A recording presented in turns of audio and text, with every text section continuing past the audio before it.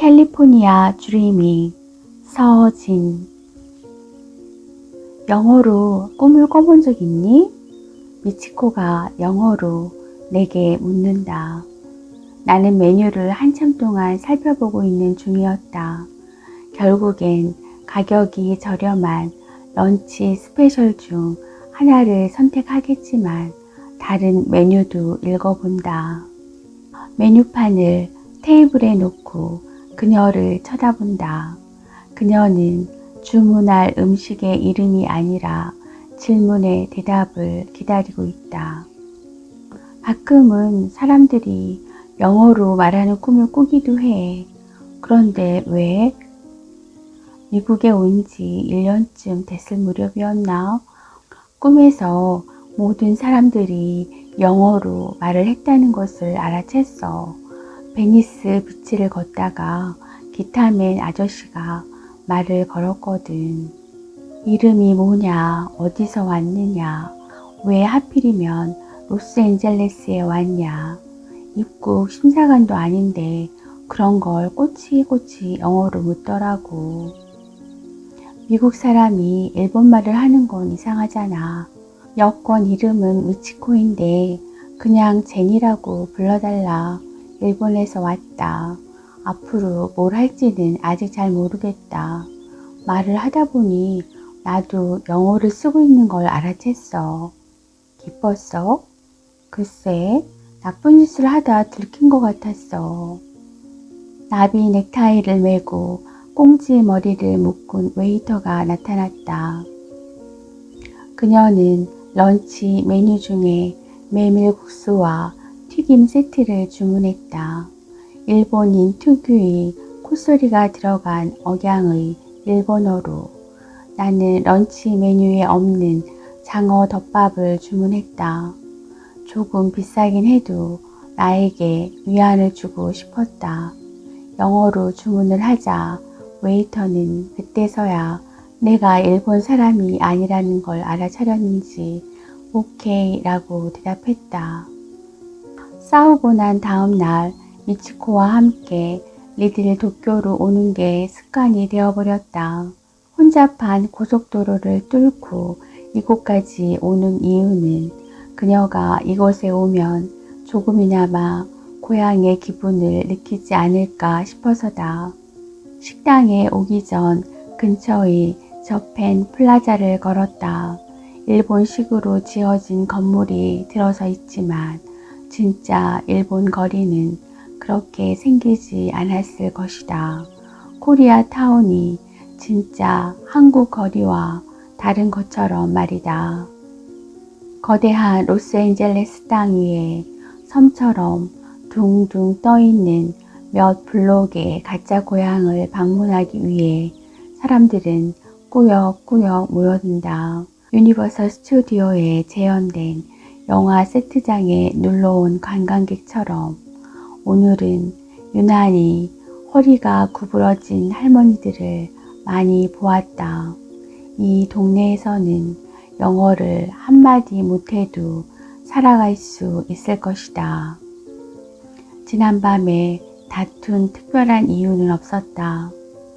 누군가 먼저 상대방에게 무기를 던졌고 상처를 입었고 반격을 했으며 무기가 떨어져서 끝이 났다. 미치코의 주요 무기는 너는 왜 빈둥빈둥 놀면서 일은 하지 않느냐. 그렇게 집에 있으려면 다시 학교에서 공부나 해라. 공학을 전공했으니 알아보면 일자리는 많을 거다. 하다못해 컴퓨터 수리원이라도 할 수 있지 않느냐. 소설가는 아무나 되는 것이 아니다. 한국말로 쓰지 말고 차라리 영어로 글을 써라. 이상한 룸메이트를 들이지 마라. 술을 그만 마셔라. 뇌세포가 죽고 건강이 나빠진다. 나에게도 방어할 무기가 있다. 집에서 빈둥빈둥 놀지만은 않는다. 풀이 딸린 2층짜리 집을 청소하는 게 누군데. 학교는 충분히 다녔다. 지금 와서 컴퓨터 프로그래머가 되라고. 장편 소설을 쓰고 있으니 걱정 마라. 한국에 돌아가면 내 원고를 받아줄 출판사가 길에 널렸다. 술에 대해서는 할 말이 없음. 나쁘다는 걸 알면서도 끊을 수가 없고 잠시 동안이나마 현실을 잊기 위해서라고 말한다면 이해해 줄까? 그러는 너는 고작 커피숍이나 유대인 델리 레스토랑에서 아르바이트나 하기 위해 미국에 왔니? 뮤지션이 되고 싶다고? 그럼 네 발음이나 좀 고쳐. 일본인이 영어로 노래하면 꼭 유치원 애들이 옹알거리는 것처럼 들린단 말이야. 요즘 오픈 마이크를 하는 카페에 숨은 보석을 찾기 위해 돌아다니는 레코드 회사의 중역이 있겠니? 네가 부르는 노래에 누가 관심이라도 있는 것 같아? 술을 마실 때 들리는 배경 음악에 불과해. 잔인한 말을 계속 내뱉다 보면 그것이 진심인지 아닌지 헷갈린다. 나의 반격에 미치코는 부들부들 목을 떨었다. 그때 캐롤이 방문을 두드렸다. 너희들 괜찮니? 미치코는 눈가를 닦아내고 문을 조심스럽게 열었다. 괜찮아. 소란스럽게 해서 미안해. 나는 캐롤의 눈길을 피했다. 분명 여자를 울리는 못돼 먹은 자식이라고 생각하겠지. 하지만 그거 알아? 미치코가 반대했어도 너를 룸메이트로 받아준 건 나라고. 얼굴에 멍이라도 났는지 확인이라도 하는 듯 캐롤은 미치코의 얼굴을 찬찬히 살펴보았다. 웨이터가 주문을 받고 사라졌다. 메뉴판도 가져가 버려서 읽을 게 없다. 우리는 오래된 부부처럼 말이 없다. 지난밤 싸움에 대해서 미안하다는 말을 꺼낸다면 서로를 상처 입혔던 말들이 떠오를 것이다. 그러므로 침묵, 아무 일도 없었던 것처럼 침묵. 화제를 여행으로 돌려볼 수도 있겠지. 주말에 어디 드라이브라도 갈까? 하이웨이 1번을 따라 해안선을 타고 산타 바바라에 가는 건 어때? 아니면 팜스프링스는? 너는 사막을 좋아하잖아. 하지만 그 모든 것이 즉흥적인 제안일 뿐이라는 건 미치코도 알 것이다. 여행을 가기로 마음먹기는 쉽다. 정작 떠나기가 어렵다. 살다 보면 여행을 가야 하는 이유보다 갈 수 없는 이유가 언제나 더 많은 법이니까. 아직도 나는 미치코의 정확한 나이를 모른다. 어떨 때는 나보다 어린 것 같고 어떨 때는 나보다 서너 살 많은 것도 같다. 영어에는 존댓말이 없다. 자신이 밝히지 않는다면 누구도 상대방의 정확한 나이를 알 수 없다. 그녀가 몇 살인지는 상관없겠지. 어차피 우리는 부모들을 버리고 가출을 해서 낯선 세계에 툭 하고 던져진 아이들이니까. 어떻게 서로를 사랑하는지 잘 모르는 아이들. 상대방이 부모처럼 아낌없이 자신을 사랑해 줄 것을 요구하는 다 커버린 아이들. 왜 이렇게 음식이 늦게 나와? 나의 불평을 기다렸다는 듯이 웨이터가 커다란 쟁반을 들고 나온다. 메밀국수와 튀김 세트, 미치코의 것이다. 검은 플라스틱 상자 2개가 차곡차곡 쌓여 있고 그 위에 짙은 갈색의 메밀국수가 돌돌 말려 있다. 그 옆에는 장국, 고추냉이와 무즙, 커다란 새우튀김과 채소튀김 몇 개, 튀김옷이 눈꽃처럼 피었다. 웨이터는 곧이어 나의 음식을 들고 나온다. 하얀 밥 위에 양념을 가득 바른 장어 1마리가 놓여 있다. 옆에는 두부와 미역이 둥둥 떠다니는 미소장국. 물론 김치나 나물 반찬은 없다. 색소가 묻어나올 것 같은 핑크색 생강 절임과 단무지 몇 개가 전부다. 미치코는 내 음식이 나오기를 기다렸다가 젓가락을 들었다. 세상에서 그녀만큼 메밀국수를 맛있게 먹는 사람은 없을 것이다. 장어 한 조각을 집어든다 뼈를 바르고 양념을 바른 뒤에 숯불에 구운 것이다. 담백하고 비릿하고 달콤하다. 조금 짜지만 밥과 함께라면 먹을만하다. 지난밤 미치코가 방으로 돌아온 것은 새벽 2시가 넘어서였다. 기름이 떨어질 때까지 이곳 저곳을 돌아다녔을 것이다. 마음만 먹으면 산타 바바라도 팜스프링스도 라스베이거스도 갈 수 있었겠지만 고속도로를 타기 직전에 차를 돌렸겠지. 그녀는 고속도로를 싫어한다. 아니 무서워한다. 다운타운을 가는데도 405번 고속도로를 타지 않고 구불구불한 로랄 캐니언을 넘어간다. 고속도로에서 화염에 휩싸여 뒤집어진 차를 본 후로는 그 증상은 더 심해졌다. 새벽에 돌아온 미치코는 침대에서 한참을 뒤척거리다가 등 뒤에서 나를 껴안았다. 나는 잠이 든 척 했지만 두 눈을 멀뚱멀뚱 뜨고 있었다. 한밤에 그녀가 차를 몰고 나갈 때마다 고속도로에서 사고를 낼 것만 같은 예감이 들었다. 언젠가는 반드시 지게 되어 있는 도박을 지켜보는 사람처럼 조마조마했다. 나는 잠꼬대를 하는 척하며 몸을 비틀었다. 그녀는 옅게 코까지 골면서 잠이 들었다. 아침에 일어나 보니 벌써 집을 나가고 없었다. 나는 그녀에게 전화를 걸었다.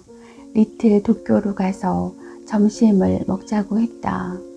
단 운전은 내가 할 거라고 말했다.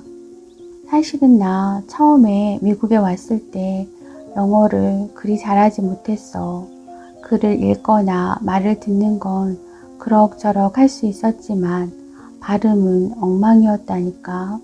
말을 해도 사람들이 잘 알아듣지 못하는 거야. 일부러 못 알아듣는 척 하는 건 아닐까 의심할 정도였어. 미치코가 휴지로 입을 조심스레 닦는다.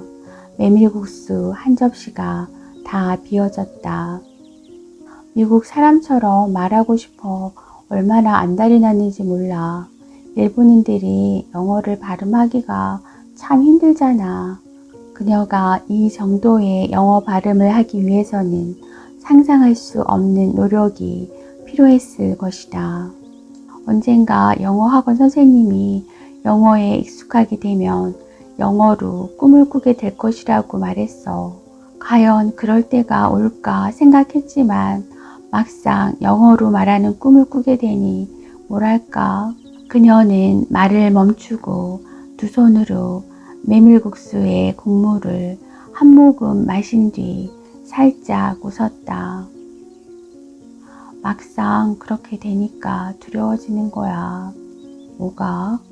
일본어를 잊어버리게 되는 것은 아닐까 하고. 그럴 리가 없잖아. 어떻게 모국어를 잊어버릴 수 있겠어. 나는 물을 들이켰다. 바보같이 들리지? 하지만 그날 아침엔 그만 울고 말았어. 그녀의 볼이 약간 붉어졌다. 아마 오사카가 그리워진 거겠지. 나는 미소장국을 움푹 팬 플라스틱 숟가락으로 떠먹는다. 일본식으로는 두 손을 쥐고 마셔야 하지만 상관없다. 나는 한국인이고 여기는 로스앤젤레스에 있는 일본 식당일 뿐이니까. 웨이터와 주인장을 빼고는 죄다 불법으로 국경을 넘어온 멕시코 사람들이 일하고 있을 것이다. 오사카를 떠난 지 얼마나 됐어? 한 3년쯤? 아니, 4년이 다 되어가네. 그동안 일본어를 전혀 쓰지 않았어? 가끔 언니와 통화를 하곤 해. 언니는 별로 말이 많지 않아. 잘 지내니? 건강은? 이 정도 이야기를 하면 할 이야기가 별로 없어. 무슨 이유인지 잘 모르겠지만 미치코는 나이가 10살이나 많은 언니와 함께 오랫동안 살았다. 부모님은 일찍 돌아가셨다. 그럼 내게 일본어나 가르쳐 달라고. 읽어보고 싶은 만화책이 많아. 일본어를 하지 않기 위해 일부러 일본인 친구도 사귀지 않는걸? 나 어학연수 할 때 일본인이 없는 콜로라도 시골에 가서 공부했다니까. 그게 어딘데? 그랜드 정션. 와, 근사한 이름인데? 이름만 그럴싸하지. 작은 시골 마을이야. 거기엔 한국 음식점도 없어. 중국 음식점은 미국 어디에나 있으니까 패스. 일본 음식점은 하나 있는데 중국 사람이 운영해. 버스도 다니지 않아. 맥도날드는 있겠지? 당연하지. 그런데 아시아 사람은 죄다 비슷하게 생겼다고 생각하는 사람이 대부분이었어. 나는 미치코가 말이 많아져서 마음이 놓였다. 시간이 지나면 그녀의 마음은 누그러지게 마련이지만 그동안의 시간을 나는 참지 못한다. 그녀의 화를 풀어주기 위해서 온갖 노력을 다 한다. 왜 그녀가 화가 났는지 생각할 겨를도 없이 제발 예전 상태로 다시 돌아와 주길 바라는 것이다. 그러면 이 세상의 모든 일이 제대로 풀릴 것만 같다. 아무튼 영어로 꿈을 꾸고 눈물을 흘리게 된 뒤에 나도 모르게 이렇게 말했어. 오사카와 아츠카타데스. 오사카와 아츠카타데스. 무슨 뜻이야 그게? 오사카는 더웠습니다 라는 뜻이야. 왜 갑자기 그 말이 튀어나왔는지 몰라. 소리를 내서 일본어를 할 수 있는지 확인하고 싶었던 거겠지. 아마도 가끔씩 오사카의 습하고 더운 공기와 여름 내내 지겹게 들리는 매미 소리가 그리워질 때가 있어. 로스앤젤레스에는 시원하게 비가 내리는 꼴을 본 적이 없다. 태양이 지긋지긋해질 때도 있는 것이다. 왜 캘리포니아에 왔는지 물어보고 싶다. 하지만 그만둔다. 그 질문은 나에게 하는 것과 마찬가지니까. 답답해서 그냥 떠나고 싶어서 완전히 다른 삶을 살고 싶어서 이곳에만 온다면 모든 문제가 해결될 것만 같아서. 하지만 캘리포니아에서도 장을 봐야 되고 집세를 내야 하고 공과금도 납부해야 한다. 모국에서 이루어지지 않는 꿈이 캘리포니아라고 잘 이루어지리라는 보장은 없다. 카지노에서 돈을 다 잃어버렸는데도 잭팟을 맞을 거라는 환상을 갖고 있기에 집으로 돌아갈 수 없는 사람처럼 우리는 어정쩡하게 이곳에 갇혀버린 것이다. 그녀 앞에는 아직 새우튀김이 남아있다. 나는 장어 덮밥을 깨끗이 해치웠다. 그녀는 튀김이 있는 쟁반을 내게 살며시 내밀었다. 나 더 이상 배가 불러 못 먹겠어. 도와줄 수 있겠지? 물론이지. 나는 새우튀김을 젓가락으로 집어들고 연한 간장과 우즙이 들어간 양념장을 듬뿍 바른 뒤에 한 입 베어 물었다. 어때? 소설은 잘 써져? 외계인 소녀와의 러브스토리라고 했나? 잘 써지는 게 이상하지. 나도 한번 읽어볼 수 있으면 좋겠다. 읽어볼 수 없는 게 다행일지도 몰라. 정 원한다면 한글을 가르쳐 줄게. 네가 일본어를 가르쳐 준다는 조건으로. 또다시 그녀의 미소. 점점 그녀는 정상으로 돌아오고 있었다. 약속 하나 해줄 수 있어? 갑자기 무슨 약속? 입에 잔뜩 묻은 기름기를 휴지로 닦아냈다. 소설을 쓰더라도 나에 대한 이야기는 절대로 쓰지 않았으면 좋겠어. 알았지? 아무리 쓸 게 없더라도 옛 여자친구 이야기를 꺼내서 팔아먹는 짓은 하지 말아줘. 소설가들은 주변 인물을 소설 속에 집어넣고서는 가상인물이라고 발뺌하잖아. 그런가? 나는 상상 속의 인물을 만드는 편인데 지금 쓰고 있는 소설 주인공은 한국인 남자 아니야? 20대 후반에다가 직장이 없는. 와, 어떻게 알았어? 첫 소설은 자기가 주인공일 수밖에 없잖아. 다른 사람에 대해 쓰든 말든 내가 상관할 바가 아니야. 하지만 내가 살아있는 한은 내 이야기는 절대로 쓰지 말라고. 알겠어? 대답해봐. 너도 약속 하나를 해주면 지켜줄게. 뭔데? 싸우고 난 후에 자동차를 갖고 나가기 없기. 그녀는 잠시 나를 노려보다 한숨을 쉰다. 알았어, 약속할게. 나는 웃으면서 고개를 끄덕거린다. 어차피 읽어볼 수도 없을 거면서. 그녀는 내 손을 꼭 붙잡는다. 농담이 아니라고. 꼭 약속해줘. 알았지? 알았어. 알았다고. 내가 제일 싫어하는 소설가들 부류가 자신의 경험을 팔아서 소설을 쓰는 작가들이니까 안심해. 그럴 바엔 차라리 뱀파이어나 좀비 이야기를 쓰는 게 나아. 침대에 누워 잠이 오지 않을 때에는 미치코에게 이런저런 소설의 아이디어를 들려주곤 했다. 엘리베이터 안내 목소리를 실제 여자로 착각해서 사랑에 빠지는 엔지니어, 지하철에서 깨어보니 자신이 누구인지 기억이 사라진 남자. 이야기를 하다 보면 아이디어가 눈덩이처럼 불어나서 장편소설 서너 권은 너끈하게 쓸 수 있을 것만 같았다. 하지만 컴퓨터 앞에 앉으면 막막해져 버렸다. 나는 어떻게 소설을 쓰는지도 모르면서 소설을 쓰고 싶다고만 생각하고 있었던 것이다. 요즘에도 영어로 된 꿈을 꾸니? 그녀에게 묻는다. 하지만 이제 울거나 하지는 않아. 그저 잠에서 깨어나 오사카와 아츠카테데스라고 중얼거릴 뿐이지. 그럼 기분이 한결 나아져.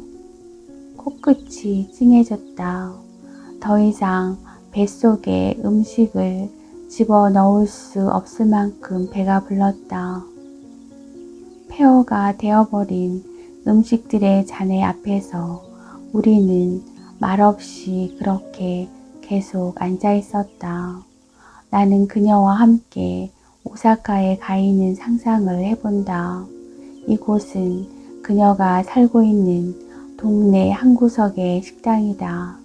식당을 나가면 찌는 듯한 열기와 습기가 후끈하고 밀려 들어올 것이다. 매미 소리가 들려오는 것만 같다. 어쩌면 소나기를 맞을지도 모른다. 복잡한 길을 걷다가 지하철을 타고 버스를 타겠지. 길을 걷는 사람들은 나를 일본인이라고 생각하겠지만 나는 그들의 말을 전혀 이해하지 못할 것이다. 디저트를 드시겠습니까? 웨이터가 영어로 말을 했을 때 정신을 차렸다.